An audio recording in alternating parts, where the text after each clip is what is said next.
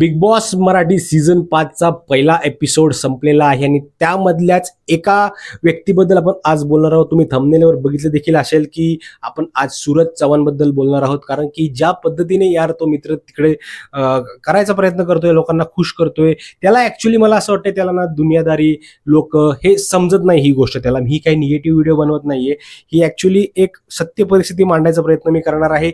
जर तुम्हाला व्हिडिओ आवडली तर नक्की लाईक करा, शेअर करा। आणि चला आता मुद्द्याकडे वळूया। मुद्दा असा आहे की हा जो सूरज चव्हाण बिग बॉसच्या घरामध्ये आलेला आहे ना, त्याच्यात सगळ्यात पहिले आज एपिसोड सुरू झाल्यानंतर तिकडे आपल्याला एक गोष्ट बघायला मिळाली की तो वॉशरूम मध्ये चालला होता आणि वॉशरूम मध्ये त्याला तिकडे तो डोर ओपन करता येत नव्हता। एकदम साधा सिंपल, त्याला समजत नव्हतं। खूप वेळ तिकडे विचार करत होता त्याला। तो शेवटी तिकडे ते आपल्या वर्षा ताई तिकडे आल्या आणि त्यांना तो विचारलं, अहो ताई ते दरवाजा उघडत नाही, तो कसा उघडायचा सांगा ना जरा मला। म्हणजे तो एवढा साधा आहे, त्याला खूप गोष्टी कमी म्हणजे माहिती नाहीयेत।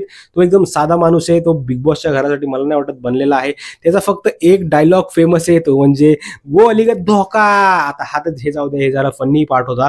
पण त्यानंतर एक गोष्ट अशी तिकडे आपल्याला बघायला मिळाली की जो आपला सूरज चव्हाण आहे तो तिकडे सगळ्यांना सांगत होता की त्याच्या आयुष्यामध्ये कसं काय काय प्रॉब्लेम आले, त्याच्या वडिलांसोबत काय झालं, त्याच्या आईसोबत काय झालं, त्याच्या आजीसोबत काय झालं, या संपूर्ण गोष्टी त्याने तिकडे शेअर करायचा प्रयत्न केला।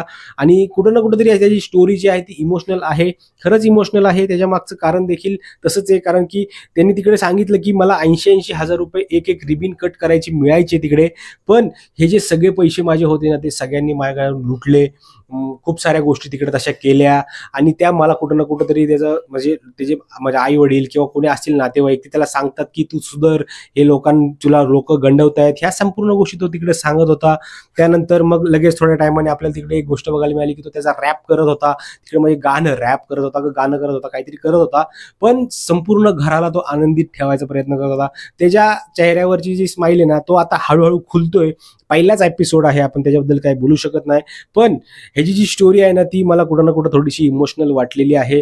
तुमचं काय मत आहे? सूरज चव्हाणवर आपण हसतो बरं का, पण असं एवढं हसायला नाही पाहिजे आपण। त्याची जी बॅक स्टोरी ती आपल्याला माहिती नाहीये, ती आता तीच उघडण्यासाठी मला असं वाटतं तो बिग बॉसच्या घरामध्ये आलेला असावा आणि तो ते करत आहे हळूहळू। म्हणजे त्याला तर मला असं वाटतं त्याला एवढ्या कॅमेऱ्याची कधी सवय नसेल, एवढ्या लाईमलाईटची त्याला कधी सवय नसेल। तो फक्त आपला रीलवर किंवा टिकटॉक जेव्हा होतो तेव्हा त्यांनी फक्त आपली व्हिडिओ बनवून टाकली किंवा एखाद्या मित्राने व्हिडिओ बनवून टाकली, त्याला त्याचा अनुभव आहे। एवढे संपूर्ण जगामध्ये त्याला त्याच्या गावाच्या, मला असं वाटतं त्या गावाच्या बाहेरचं त्याला काही माहित नाहीये, खूप सारी गोष्टी त्याला माहित नाहीये। तो खूप गोष्टी हा फर्स्ट टाइम एक्सपिरियन्स करतोय घरामध्ये, मला तरी असंच वाटतंय। तुमचं मत काय मला नक्की ऐकायला आवडेल, तुमचं मत नक्की कमेंटमध्ये मांडा।